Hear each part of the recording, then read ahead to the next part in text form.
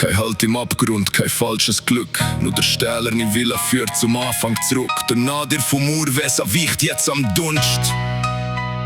Das Leben aber ja, ist die höchste Kunst. Kaltes Licht durchbricht die Sphäre, wo der Sinn ist schlafen lässt. Ich bin der Wanderer, der nicht mehr auf die Meisterschaft steht. Vom Lasttier zum Raubtier verschüttet liegt Vergangenheit. Der Augenblick von der riesig frisst Angst vor der Ewigkeit. Die gangbar, Fuss über Klingen, sucht Mitte im Orkan. Brechen Siegel von der Moral und dort an jeder starre Plan. Es gibt kein Oben, kein Unten, nur das Feuer, wo in mir brennt. Ich bin der Blitz aus der Wolke, wo die Masse vom Anfang trennt. Die Glocke klingt im Hohlraum, doch der Urgrund bleibt stumm. Der Rad von der Wiederkehr mit kaltem Lachen nochmal um. Nicht Hoffnung ist der Anker, sondern Kraft aus am Nichts. Ich stell die Maske hinter den Glanz von meinem Gemüt. Es fließt Ewigkeit durch die Venen von Atlantis. Kein Gebet, kein Gesetz, nur sein eigenes Verständnis. Über Schlucht der Tanzer, bis der Spiegel zerbricht. Aus dem Chaos von der Sterne formt sich neues Gewicht. Wird, wer du bist, jenseits von richtig und falsch.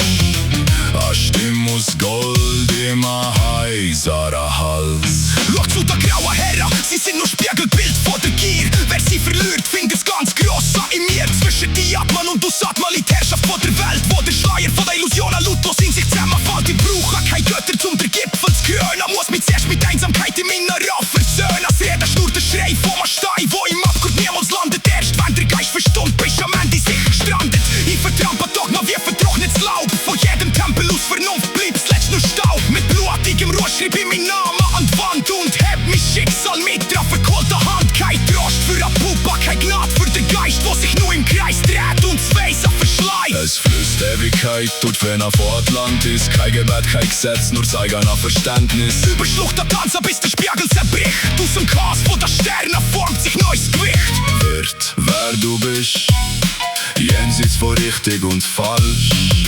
Eine Stimme aus Gold im heiseren Hals. Alles wird eins, der Geist wird zum Mal. Kein Zögern beim Sprung, kein Schmerz beim Zerfall. Was gestern noch Fels war, ist heute nur ein Atom. Ich zerreiss an die Fäden, spring an die Form und verlass den Strom.